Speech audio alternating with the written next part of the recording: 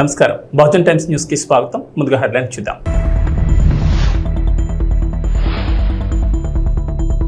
ఏపీలో 14 మంది స్వతంత్ర అభ్యర్థులకు గాజు గ్లాసు గుర్తు.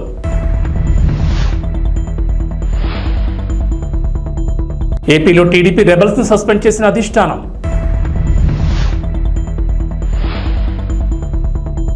కేంద్రంలో సంకీర్ణ ప్రభుత్వం రాబోతోంది. కేసీఆర్ నామినేషన్ల ఉపసంహరణ పూర్తయిన తర్వాత పోటీలో ఉన్న అభ్యర్థులకు గుర్తుల కేటాయింపు జరిగింది. గాజు గ్లాస్ గుర్తు కూటమి అభ్యర్థులను టెన్షన్ పెడుతోంది. మచిలీపట్నం, జగ్గైపేట నియోజకవర్గాల్లో స్వతంత్ర అభ్యర్థులకు గాజు గ్లాస్ గుర్తును ఎన్నికల అధికారులు కేటాయించారు. గాజు గ్లాస్ గుర్తు ఫ్రీ సింబల్ గా గుర్తించడంతో ఇండిపెండెంట్ అభ్యర్థులకు గాజు గ్లాస్ గుర్తును కేటాయిస్తున్నారు. విజయవాడ పార్లమెంట్ పరిధిలో నవతరం పార్టీ అభ్యర్థి కూడా గాజు గ్లాస్ గుర్తు కేటాయించారు. ఇది కూటమి అభ్యర్థులకు ఇబ్బందిగా మారింది. అయితే గాజు గ్లాస్ గుర్తును జనసేన పోటీ చేసే స్థానంలో కాకుండా మిగిలిన చోట్ల కేటాయించొద్దంటూ ఎన్నికల కమిషన్కు జనసేన పార్టీ విజ్ఞప్తి చేసింది. అయితే రాష్ట్రంలో దాదాపు 25 నియోజకవర్గాల్లో స్వతంత్ర అభ్యర్థులకు గాజు గ్లాస్ గుర్తును కేటాయిస్తూ రిటర్నింగ్ అధికారులు కేటాయించడం ఇప్పుడు టెన్షన్ పెడుతోంది.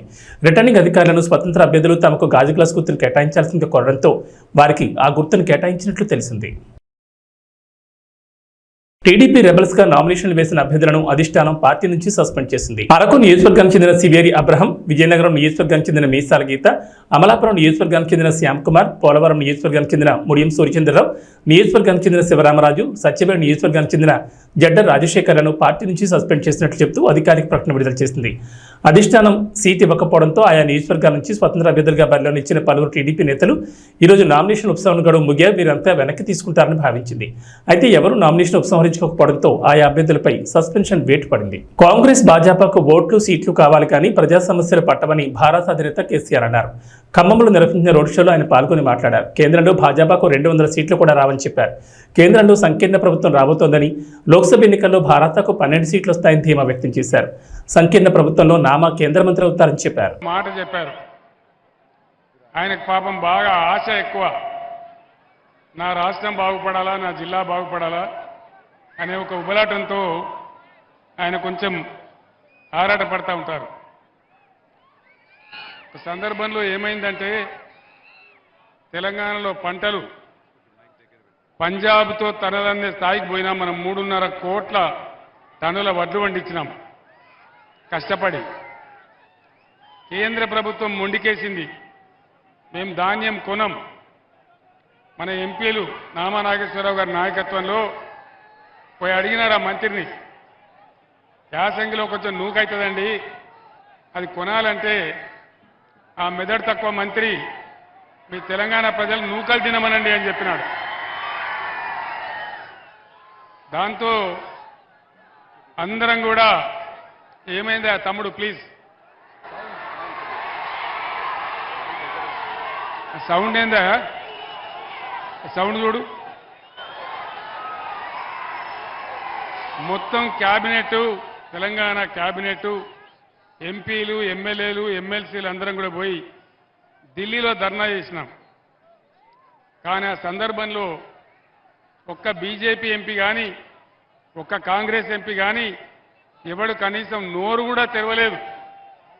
తెలంగాణ ఓట్లు కావాలి కానీ తెలంగాణ రైతుల సమస్య వాళ్ళకు పట్టదు. మన వాళ్ళు 9 ఉంటే వాళ్ళు 7 ఉన్నారు. కానీ నోరు తెరవలే, కనీసం మాట్లాడలే. అది ఇంతకుముందు నామాగారు చెప్పినటువంటి మాట. వారికి ఆ బాధ ఉంది. అంతెందుకండి, ఇప్పుడు బీజేపీ నుంచి ఇక్కడ ఒక కేంద్ర మంత్రి ఉన్నాడు, ఒక 3 ఎంపీలు ఉన్నారు, బీజేపీ పార్టీ ఉంది. ఈరోజు నరేంద్ర మోడీ క్లియర్గా చెప్తా ఉన్నాడు, గోదావరి నదిని నేను ఎత్తుకొని పోతా, తమిళనాడుకు, కర్ణాటక ఇస్తాను మాట్లాడుతూ ఉన్నాడు. ఒక్కడన్నా మాట్లాడుతున్నాడా? కేంద్ర మంత్రి కిషన్ రెడ్డి మాట్లాడుతున్నాడా? ముఖ్యమంత్రి రేవంత్ రెడ్డి మాట్లాడుతున్నాడా? మరి ఈ దద్దమ్మలు మనకు ఎందుకు అని నేను అడుగుతా ఉన్నా. మనకు ఉన్నటువంటి ఒకే ఒక్క ఆశ గోదావరి. ఖమ్మం జిల్లాలో గత 50-75 సంవత్సరాల స్వతంత్రంలో ఎవరు కూడా ఆలోచన చేయలే. కృష్ణలో నీళ్లు తగ్గినప్పుడల్లా మన పంటలు ఎండిపోవడం, మనం బాధపడడం, నాగార్జున సాగర్ ఆయకట్లో కూడా మనకు ఇబ్బందులు వస్తూ ఉన్నాయి. ఖమ్మం జిల్లా ఇబ్బందులు శాశ్వతంగా తీరాలని బ్రహ్మాండంగా దుమ్ముగూడెం ప్రాంతంలో సీతారామ ప్రాజెక్టు మనం కడతా ఉన్నాం. 37 టీఎంసీల ప్రాజెక్ట్ అది పూర్తి అయితే ఖమ్మం జిల్లాలో ఒక ఇంచి లేకుండా కూడా వ్యవసాయానికి నీళ్ళు వచ్చే ప్రాజెక్ట్ ఆ ప్రాజెక్ట్. మరి పైన ఇచ్చంపల్లి దగ్గర ప్రాజెక్టు కట్టి నేను కర్ణాటకకు తమిళనాడు నీళ్లు తీసుకొని పోతా అంటే ఎందుకు వీళ్ళు మాట్లాడడం లేదు? ఇలా ముఖ్యమంత్రి రేవంత్ రెడ్డి ఎందుకు మాట్లాడడం లేదు? అదే నేను ముఖ్యమంత్రిగా ఉండే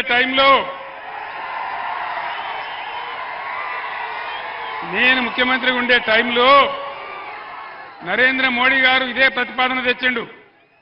నేను చెప్పిన ఎట్టి పరిస్థితులలో మా రాష్ట్రానికి వచ్చే నీళ్ల లెక్క తేల్చేదాకా, మా వాటా మాకు అక్కడ పెట్టేదాకా నా తల తెగిపడ్డా సరే నేను ఒప్పుకోను అని చెప్పిన. అది బీఆర్ఎస్ పార్టీ పాలసీ. మరి వీళ్ళకి ఓట్లు కావాలా, సీట్లు కావాలా, కేంద్ర మంత్రులు కావాలా? కానీ మన సమస్యలు, మన ప్రధానమైనటువంటి సమస్యలు, మన నీళ్లు, మన పంటలు, మన రైతులు వీళ్ళకి పట్టదు. నేను ఒక్కటే మాట మీకు మనవి చేస్తా ఉన్నా. కేంద్రంలో బీజేపీ 400 సీట్లు, 370 సీట్లు గోవిందా, ఏం వస్తలేవు. 200 కూడా దాటే పరిస్థితి లేదనేది మొత్తం యావత్ ప్రపంచం కోడై కూస్తా ఉన్నది. నేను మీకు ఒక మంచి మాట చెప్తా ఉన్నా. ఈసారి రాష్ట్రంలో ఇప్పుడు నేను ఎక్కడికి పోయినా ఇవాళ 6వ రోజు, ఎక్కడికి పోయినా ఇదే పద్ధతిలో ప్రజలు బ్రహ్మరథం పడతా ఉన్నారు. దాదాపు 12 పార్లమెంట్ సీట్లు మనం గెలవబోతా ఉన్నాం.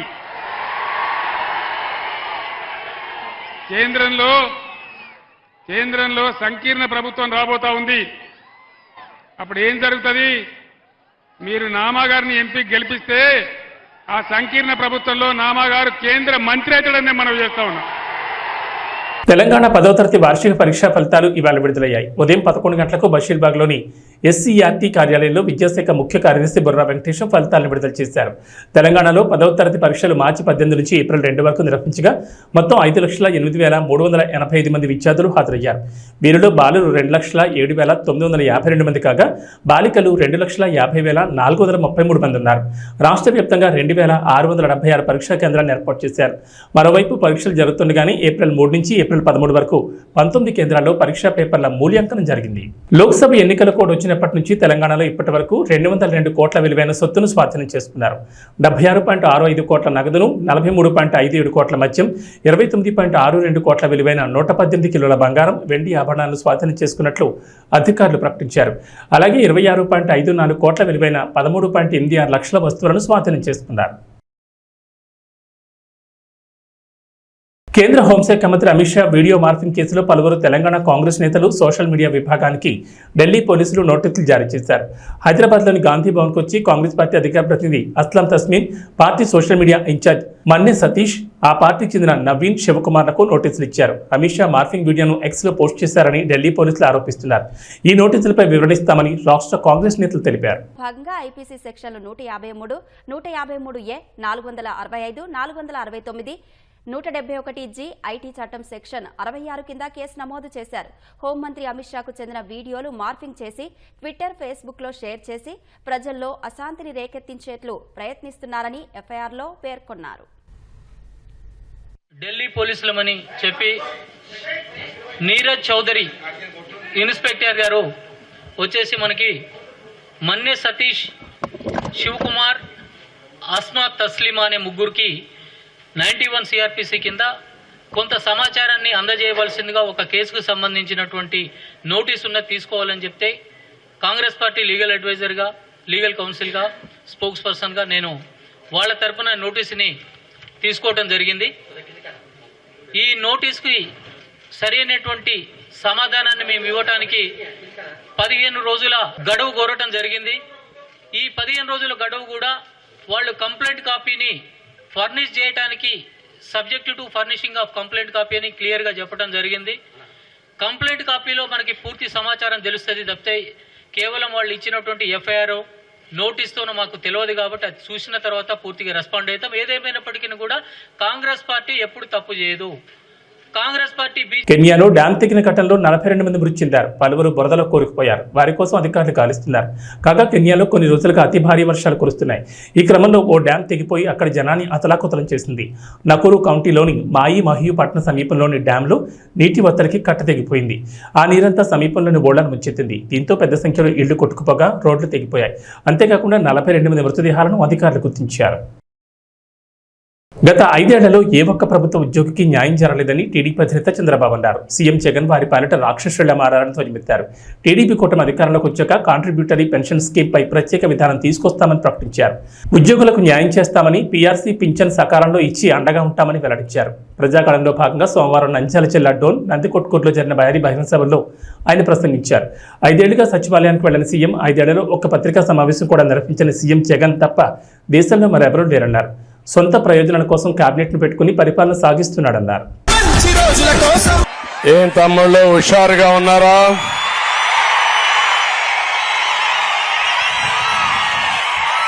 ఏమమ్మా ఆడబిడ్డలు హుషారుగా ఉన్నారా లేదా? రాష్ట్రంలో దొంగలు పడ్డారు. ఆ దొంగల్ని పట్టుకోవాలి మే 13వ తారీఖున. ఏం తమ్ముళ్ళు సిద్ధమా అని మిమ్మల్ని అడుగుతున్నా. ఈరోజు నేను ఇక్కడికి వచ్చింది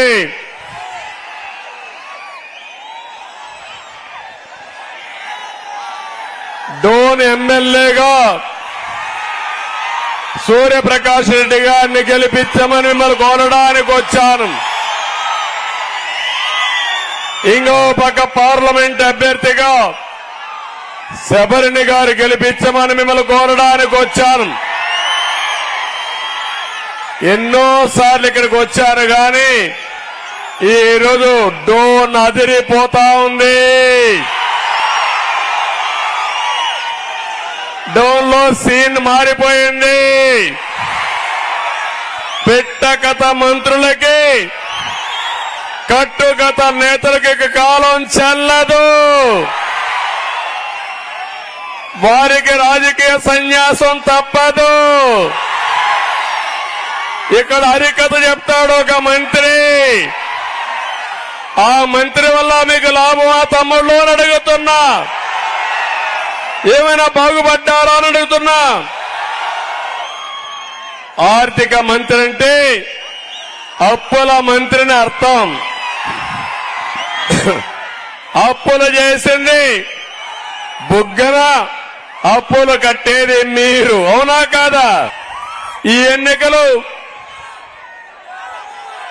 విధ్వంస పాలనకి, అభివృద్ధికి ఒక సవాల్.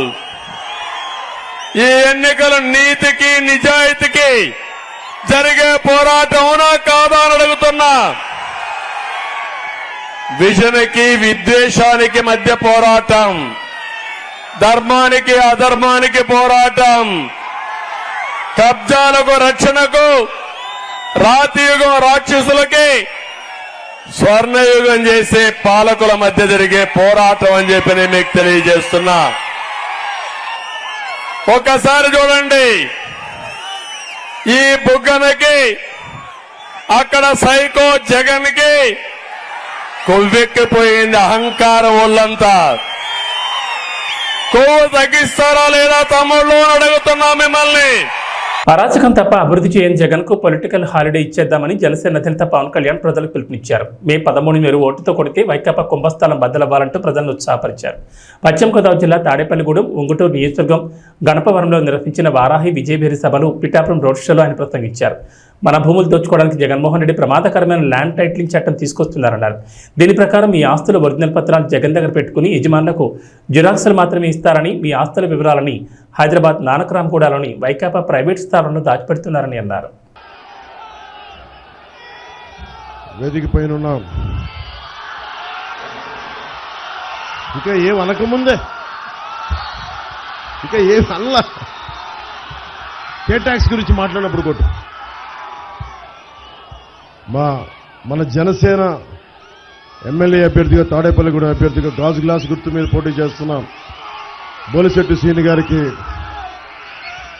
మన బీజేపీ నర్సాపూర్ పార్లమెంట్ అభ్యర్థిగా కమలం గుర్తు మీద పోటీ చేస్తున్న భూపతిరాజు శ్రీనివాస్ వర్మ గారికి, మన జనసేన జిల్లా అధ్యక్షులు కొట్టుకులిపూడి గోవిందరావు గారికి, టీడీపీ జిల్లా అధ్యక్షులు సీఎం కొట్టు సత్యనారాయణ గారు 2014లో నా ఆఫీస్కి వచ్చి ఆయన నన్ను మీరు పొత్తులో ఉన్నారు కాబట్టి తెలుగుదేశం పార్టీ టికెట్ ఇప్పించమని కోరారు. కానీ ఆ రోజున పాపం మాణిక్యాలరావు గారికి దివంగతులైన మాణిక్యాలరావు గారికి వెళ్ళిపోయింది. మేబీ ఆ కోపం ఉందనుకుంటా ఆయనకి నా మీద, ఆయన టికెట్ ఇప్పించలేదని కక్ష కట్టేశారు. అందుకే ఆయన ఈ మధ్యన బాగా రెచ్చిపోయి సీఎం జగన్ తిట్టిన ఎవ్వనైనా సరే పాతాళంలోకి తొక్కేస్తానని చెప్పి అధికారంలోకి రాగానే కొందరు అకౌంట్లు సెటిల్ చేస్తామని కొట్టు సత్యనారాయణ గారు అన్నారంట. బాగా ముదిరిపోయారు సత్యనారాయణ గారు, మీరు డబ్బులు ఎక్కువైపోయాయి, మీకు మెదడుకు కూడా కొవ్వు పట్టేస్తుంది మీకు, అందువల్ల అలాంటి మాటలు వస్తాయి. కొట్టు సత్యనారాయణ గారు, నేను జనరల్గా మనుషులతో గొడవలు పెట్టుకుని చాలా మర్యాదగా ఉంటా. కొట్టు గారికి ఒకటే చెప్తున్నా, మీ కొట్టు కట్టే సమయం అయిపోయింది. తాడేపల్లిగూడెంలో మనకి కొట్టు సత్యనారాయణ గారి కొట్టు, జగన్ గారి అవినీతి కోట రెండు పోతాయి ఈ ఎన్నికల్లో. బోలిశెట్టి గారంటే నాకు చాలా ఇష్టం. ఓటమిలో నిలబడ్డ నాయకుడు, దమ్మున నాయకుడు, ప్రజలు కష్టాల్లో ఉంటే వచ్చి అండగా ఉండే నిలువెత్తు 6 అడుగుల ఆజానుబాహు. ఇంకా చెప్పాలంటే జనసేన బాహుబలి.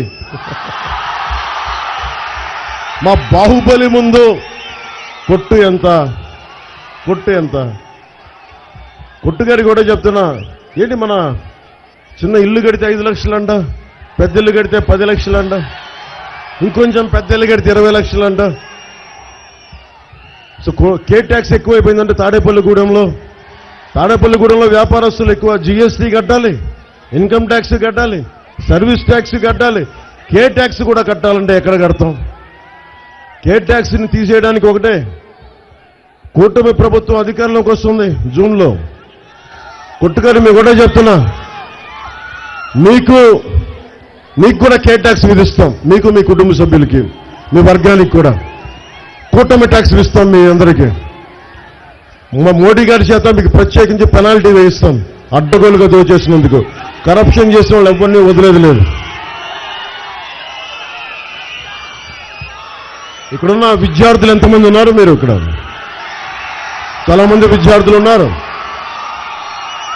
అందులో ఎస్సీ విద్యార్థులు ఎంతమంది ఉన్నారు? ఇక్కడ ఎస్సీ విద్యార్థులకి దాదాపు 27 పథకాలు తీసేశారు. 27 పథకాలు. అంబేద్కర్ విదేశీ విద్యా విధానం తీసేశారు. 27 దళిత పథకాలు తీసేశారు. ఇక్కడున్న విద్యార్థులకి మీకు ఫీజు రీయింబర్స్మెంట్ జరిగిందా? మీకు ఫీజు రీయింబర్స్మెంట్ జరిగిందా? మీకు ఫీజు రీయింబర్స్మెంట్ ఇవ్వరు, కానీ కొట్టు ట్యాక్స్ అయితే విధిస్తారు మనకి. పట్నంలోని రేపల్లె బస్టాండ్ వద్ద నిర్వహించిన సభలో సీఎం జగన్ పొన్నూరు నియోజకవర్గ అభివృద్ధి సమస్యలపై స్పందించకపోవడంపై ప్రజలు నిరాశ చెందారు. కూటమి నాయకులపై అవే మాటలు, అవే విమర్శలతో సరిపెట్టారు. సీఎం ప్రసంగంలో పసలెక్కకపోవడంతో జనాన్ని ఆకట్టుకోలేకపోయారు. రాష్ట్ర రాజకీయాలపై ఆయన ఎక్కువసేపు మాట్లాడారు. సీఎం వేదికకు రాకముందే పార్లమెంట్, అసెంబ్లీ అభ్యర్థులు ప్రసంగించారు. గుంటూరు పార్లమెంట్ వైకాపా అభ్యర్థి కెలారి వెంకట్రోసే మాట్లాడుతూ తమ హయాంలో పేదల కోసం అనేక సంక్షేమ పథకాలు, అభివృద్ధి కార్యక్రమాలు నిర్వహించామని పేర్కొన్నారు. పొన్నూరు నియోజకవర్గంలో ప్రధాన సమస్యలను పరిష్కరించామన్నారు. పొన్నూరు అసెంబ్లీ వైకాపా అభ్యర్థి అంబటి మురళీకృష్ణ మాట్లాడుతూ మాజీ ఎమ్మెల్యే ధూళిపాటి నరేంద్ర కుమార్ నియోజకవర్గ అభివృద్ధికి చేసిందేమీ లేదన్నారు.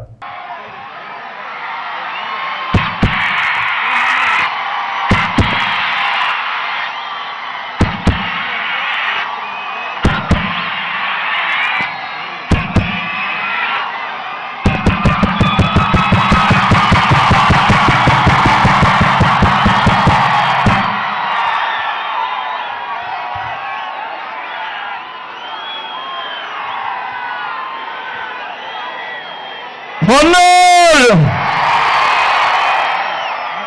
శతమం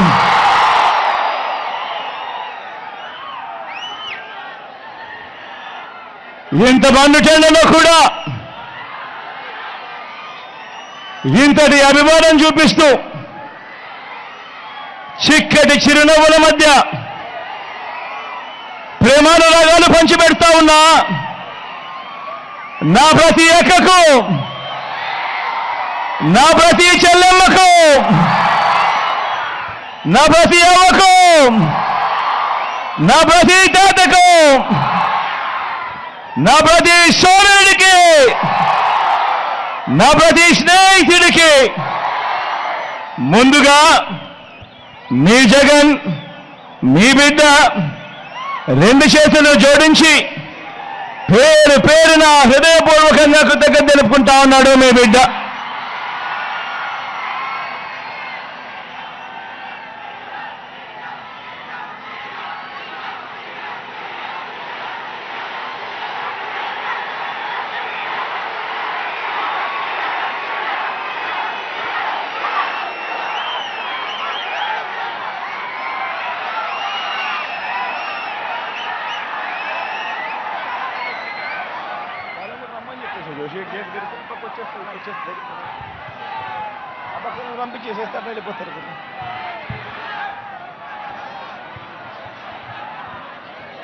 మరో 2 వారాల్లో జరగబోతా ఉంది కురుక్షేత్ర మహాసంగ్రామం. ఈ యుద్ధంలో అటువైపున ఉన్నది కౌరవ సైన్యం, దుష్ట చతుష్టయం. అటు గతంలో వాళ్ళు ప్రభుత్వంలో ఉన్నప్పుడు అందరినీ మోసం చేసిన చరిత్ర ఆ కూటమిది. అటు చంద్రబాబు, ఆయనకు మద్దతుగా 2 జాతీయ పార్టీలు, ఒక వదినమ్మ, ఒక దత్తపుత్రుడు, ఒక ఈనాడు, ఒక ఆంధ్రజ్యోతి, ఒక టీవీ5, వీరందరూ సరిపోరు అన్నట్టుగా వీరి కుట్రలు, వీరి కుతంత్రాలు, వీరి మోసాలు, వీరి అబద్ధాలు, వీళ్ళందరితో కూడా యుద్ధం చేస్తా ఉన్నాం ఈరోజు. ఏ మనిషి కూడా వీళ్ళు ఎప్పుడూ కూడా గతంలో కూడా ఏ పేదవాడికి చేసిన చరిత్ర లేని వీళ్ళందరూ కూడా అటువైపున కూటమిగా ఉండి ఈరోజు మీ బిడ్డపై యుద్ధం చేస్తా ఉన్నారు. ఇటువైపున మీ బిడ్డ ఒక్కడే ఒకడు, ఇటువైపున మీ బిడ్డ ఒక్కడే ఒకడు, ఇంటింటికి మంచి చేసిన మీ బిడ్డ ఒక్కడే ఒకడు. మీ బిడ్డ నమ్ముకున్నది మిమ్మల్ని, పైన దేవుడిని. మీ బిడ్డకు పొత్తు ఎవరితో ఉంటే అది మంచి చేసిన మీ అందరితోనే అని చెప్పి కూడా మీ బిడ్డ గర్వంగా చెప్తా ఉన్నాడు.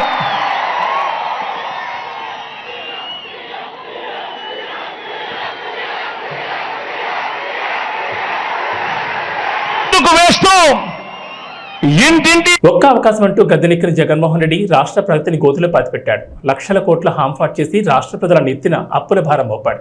స్వర్ణయుగం రావాలంటే చంద్రబాబు సీఎం కావాలి. జగన్ మళ్లీ గెలిస్తే చీకటి వస్తుంది. జగన్ మళ్లీ అధికారంలోకి వస్తే ఏపీ ప్రజలు రాష్ట్రాన్ని వదిలి వెళ్లే పరిస్థితి వస్తుంది. జన ధన మాన చొరకుడు జగన్ను రాష్ట్రం నుంచి తరిమికొట్టే పాశుపతాస్త్రం తెదేపా, జనసేన, భాజపా కూటమి. ఈ ఎన్నికల్లో ఓటర్లు బాణాలై వైకాపా పాలనకు చరమగీతం పాడాలని హిందూపురం ఎమ్మెల్యే నందమూరి బాలకృష్ణ పిలుపునిచ్చారు. బాలకృష్ణ సోమవారం రాత్రి చేపట్టిన స్వర్ణాంధ్ర సాకార యాత్రకు చిత్తూరు, బంగారుపాళ్యంలో అపూర్వ స్పందన దక్కింది. చిత్తూరు బైపాస్ రోడ్ నుంచి సంతపేట మీదుగా గాంధీ విగ్రహ కూడల వరకు పసుపు దళం బాలకృష్ణకు జైజేలు పలికాయి. ఈ సందర్భంగా ప్రజలను ఉద్దేశించి బాలకృష్ణ మాట్లాడారు. చిత్తూరు ప్రజలందరికీ, పురవాసులకు, అలాగే రూరల్ మరి ముడిపాల నుంచి తరలి వచ్చిన అశేష ఈ జన సముద్రానికి, ఈ జన సందోహానికి, ఈ యొక్క రణగుణ ధ్వనికి, అలాగే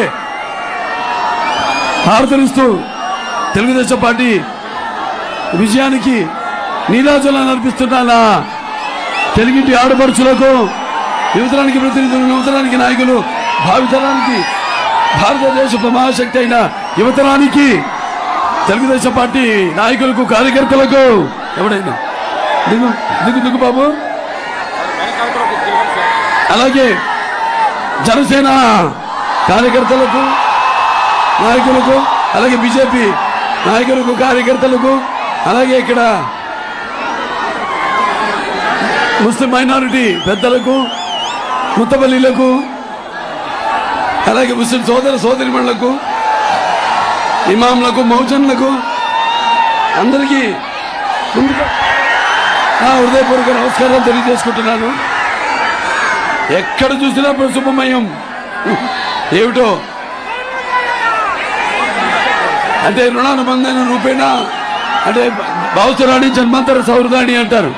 అంటే ఒక మనిషి మీద ఉన్న పోయిన జన్మలో అనుబంధంతో, పరిచయంతో ఈ జన్మలో కొంతమందిని పొందగలుగుతాం ఆ వాసనతో. కానీ ఇన్ని లక్షల కోట్ల మంది జనం యొక్క అభిమానాన్ని పొందడం అంటే అది మీకు నాకు ఏ విడదీయలేని అనుబంధమో, ఏ రుణానుబంధమో, ఏ జన్మల అనుబంధమో కదా నాకు అనిపిస్తుంది.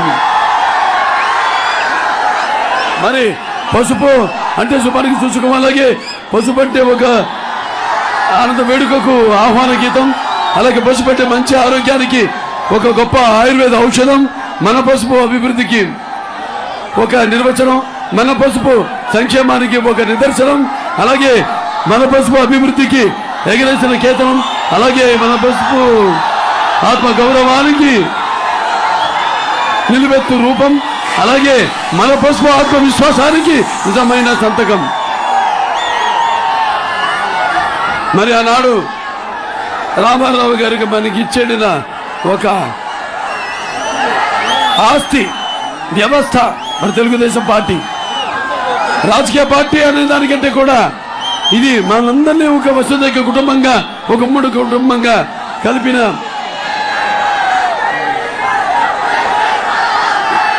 వ్యవస్థ మన తెలుగుదేశం పార్టీ.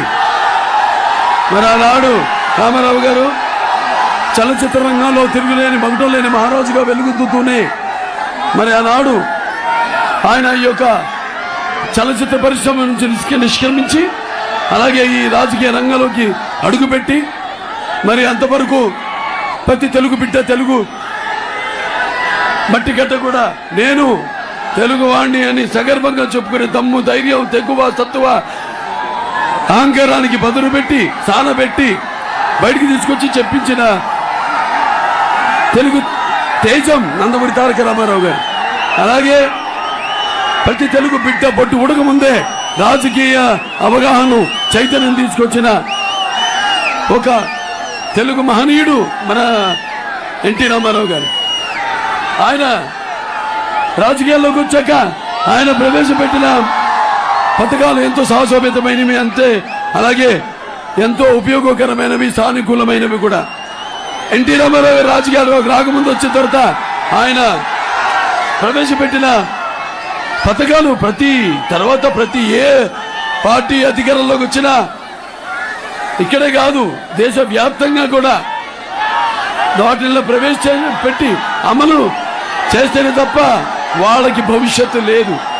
అటువంటి ఎన్టీ రామారావు గారు మరి అదే ఒక పేదవాడి బాధ తెలిసిన అన్న ఆయనే, అలాగే ఒక